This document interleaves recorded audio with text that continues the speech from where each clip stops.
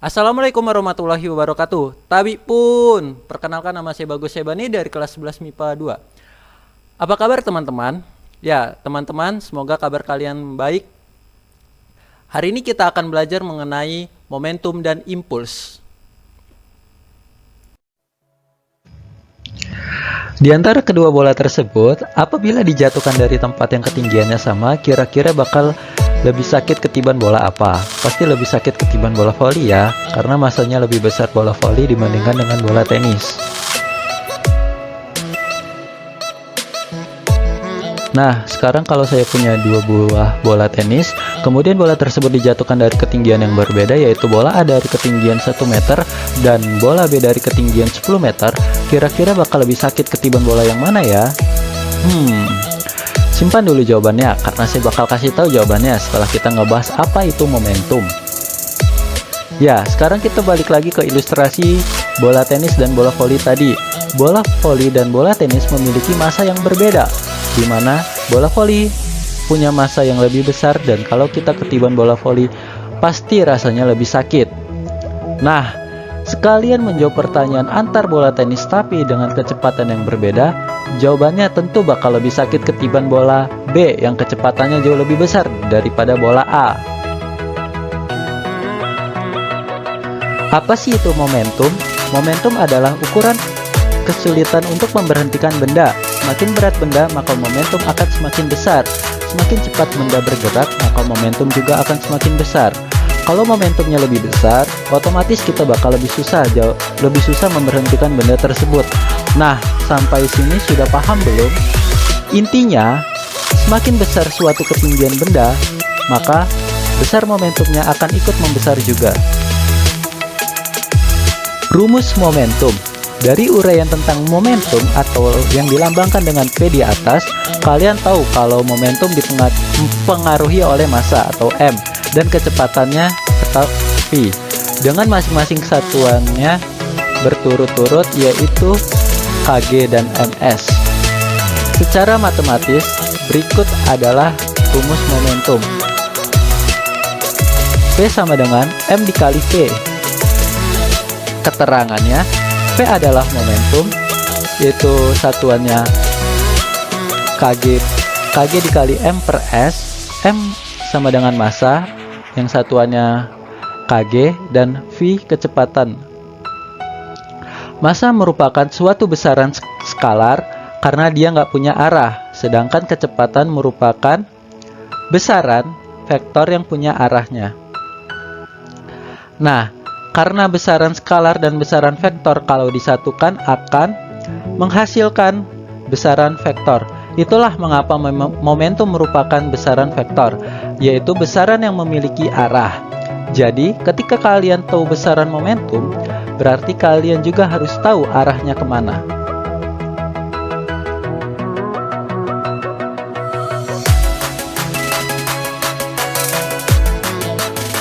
Apa sih itu impuls?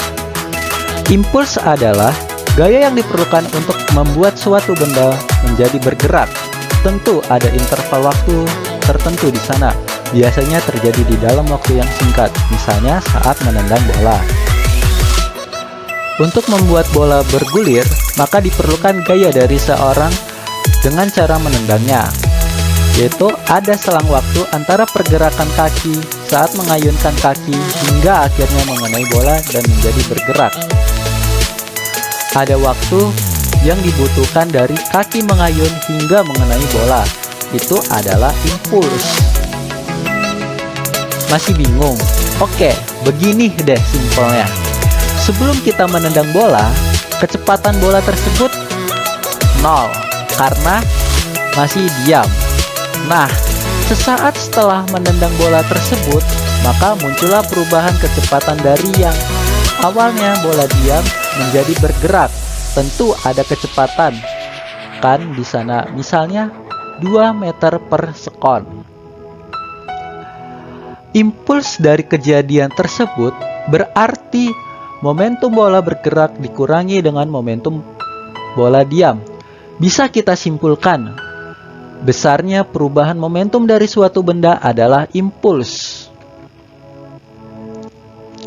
Loh, Kenapa sih ujung-ujungnya balik lagi ke momentum? Karena ada hubungan antara momentum dengan impuls, di mana impuls adalah perubahan momentum. Supaya lebih jelas, kalian bisa melihatnya nanti di pembahasan rumus momentum dan impuls, serta hubungan di antara keduanya. Rumus impuls dilambangkan dengan huruf I dengan satuan yaitu meter per sekon.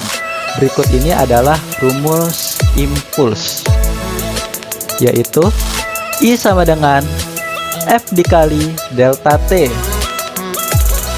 di mana keterangan I adalah impuls yang satuannya ns, F adalah gaya impulsif atau Newton, dan delta T adalah perubahan waktu atau sekon.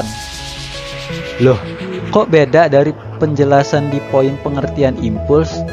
Nah, di sana sudah dijelaskan bahwa impuls adalah perubahan momentum.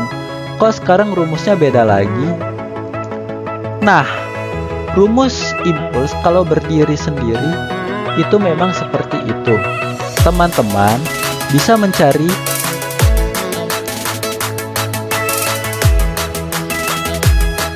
impuls dengan rumus ini ketika massa dan kecepatannya tidak diketahui. Tapi kalau massa dan kecepatannya diketahui, maka bisa menggunakan rumus yang saling berhubungan tersebut. Sekarang kita masuk ke hubungan antara momentum dan impuls. Buat yang bertanya, ada hubungan apa sih antara momentum dan impuls? Nah, kita bakal nemu jawabannya di poin ini. Hubungan keduanya dijelaskan dalam teorema impuls momentum yang menyatakan bahwa impuls yang bekerja pada benda akan sama dengan perubahan momentum dari benda tersebut. Teman-teman ingatkah dengan hukum 2 Newton berikut ini? Yaitu gaya atau F yang diberikan pada suatu benda akan sama besarnya dengan perubahan momentum atau delta P per satuan waktu atau delta T. Nah, dapat dilihat hubungan dari keduanya dari persamaan matematika sebagai berikut, yang dimana F sama dengan M dikali A sesuai dengan hukum Newton 2, dimana A adalah delta V per delta T sama dengan V2 dikurang V1 per delta T, sehingga F sama dengan M dikali V2 dikurang V1 per delta T. V dikali delta T sama dengan M dikali V per 2 dikurang M dikali V1, yaitu sama dengan F dikali delta T sama dengan P2 dikurang P1, sehingga hasilnya adalah I sama dengan delta P. Penerapan konsep momentum dan impuls. Hari ini kita akan bahas tentang desain faktor keselamatan mobil. Sebuah mobil memperlihatkan faktor keselamatan di dalamnya yang terdiri dari kantung udara, sabuk pengaman, rangka bodi yang kuat, dan gumpalan pada bagian depan dan belakang mobil. Desain ini ditunjukkan pada gambar 5. Dalam pembuatan desain faktor keselamatan mobil menggunakan prinsip dari gaya impuls. Bagian depan dan belakang mobil didesain agar dapat menggumpal secara perlahan ketika tabrakan yang terjadi sehingga menyebabkan selang waktu kontak lebih lama dan sangat mengurangi gaya impulsif yang akan diterima oleh pengemudi. Sebuah kantung udara diletakkan di antara setir dan pengemudi, dibuat dari bahan yang lunak. Hal ini dikarenakan supaya impuls yang diberikan kantong udara akan berlangsung lebih lama dan akan mengurangi gaya impulsif yang dikerjakan kantong udara dan pengemudi. Fungsi kantung udara antara lain sebagai penyangga karena tabrakan membuat mobil berhenti dengan cepat, pengurangan momentum karena pengendara bergerak ke depan dengan cepat, sebuah impuls untuk mengurang momentum pengendara sehingga menjadi 0 atau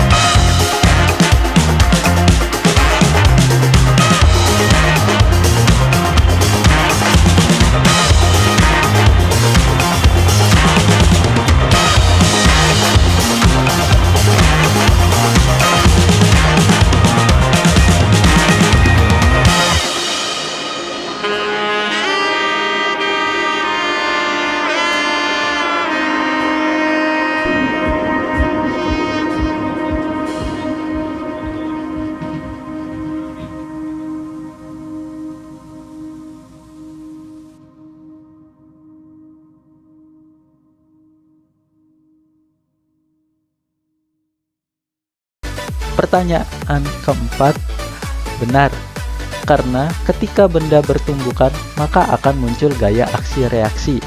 Jadi pilihan yang benar adalah E, 1, 2, 3, dan 4. Kita lanjut lagi soal selanjutnya, yaitu seorang pegolf memukul bola golf yang masanya 0,045 kg dengan gaya 200 Newton. Selang waktu persinggungan antara stik pemukul dengan bola 0,1 sekon.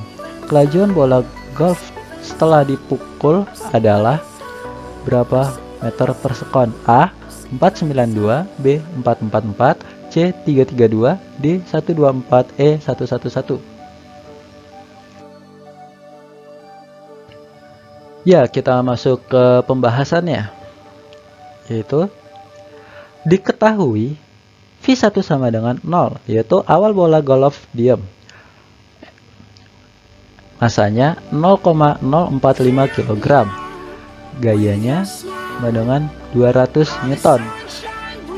Selang waktunya adalah 0,1 sekon. Ditanya V2-nya. Jawab.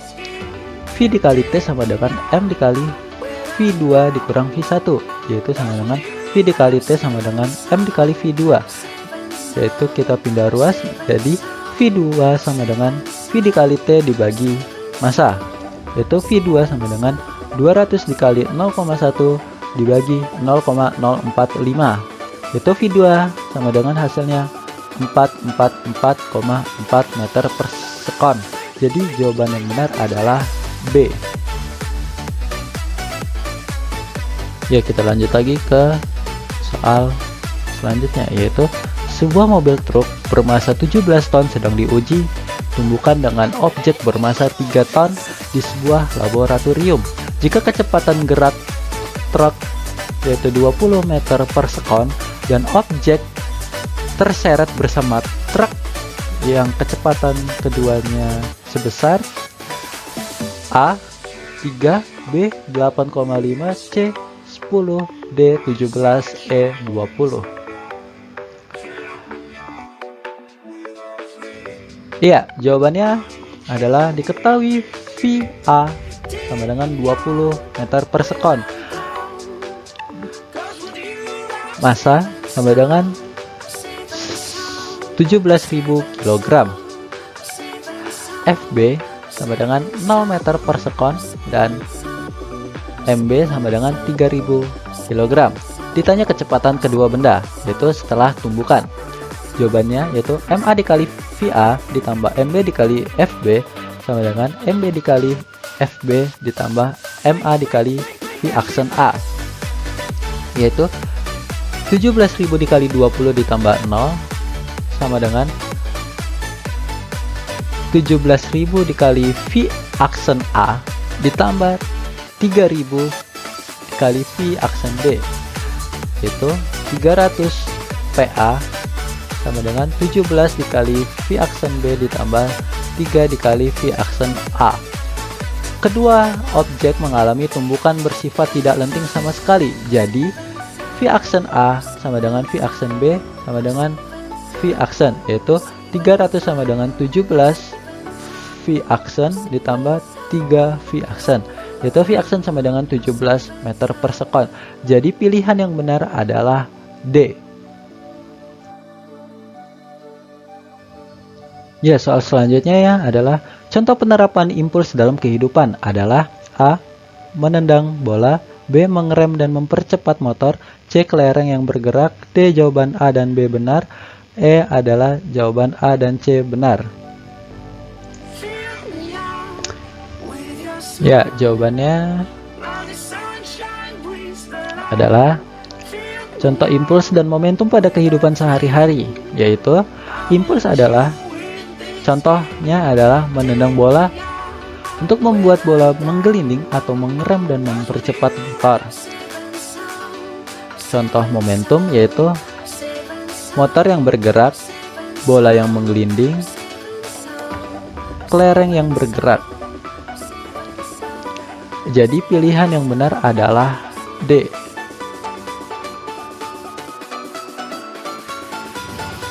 Ya, kita masuk ke soal selanjutnya, yaitu dua benda mengalami tumbukan dengan koefisien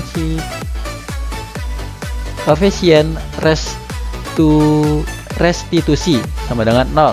Informasi yang tepat sesuai peristiwa tersebut adalah A. Satu benda terpental dan benda lain diam. B.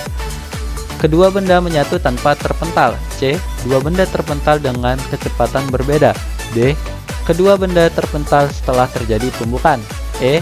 Dua benda terpental setelah beberapa menit tumbukan. Ya, jawabannya dua benda mengalami tumbukan dengan koefisien restitusi sama dengan 0. Informasi yang tepat sesuai peristiwa tersebut adalah kedua benda mengalami tumbukan tidak lenting sama sekali. Benda mengalami hukum kekekalan momentum, tapi tidak berlaku hukum kekekalan energi kinetik. Kedua benda menyatu setelah tumbukan. Jadi pilihan yang benar adalah B, yaitu kedua benda menyatu tanpa terpental. Ya, kali ini kita akan mengerjakan soal esai, yaitu perhatikan gambar di atas. Bola kasti dilemparkan ke lantai sehingga menghasilkan pola pantulan seperti gambar di atas. Hitung koefisien restitusi pola pantulan bola tersebut. Jawabannya, diketahui H1 sama dengan 0,16 meter, H2 sama dengan 0,25 meter. Ditanya E atau koefisien restitusi pola.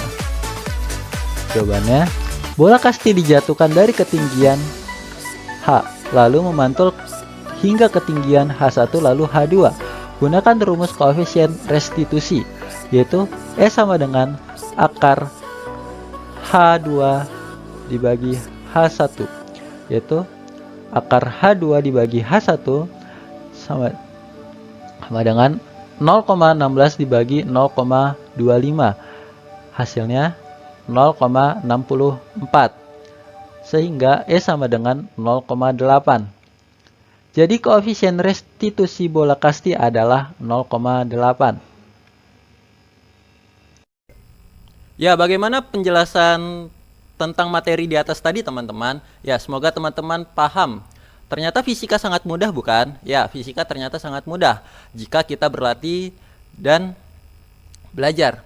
Ya, untuk teman-teman jangan lupa untuk berlatih dan belajar serta selalu membaca buku. Saya Bagus Sebani pamit undur diri. Wassalamualaikum warahmatullahi wabarakatuh.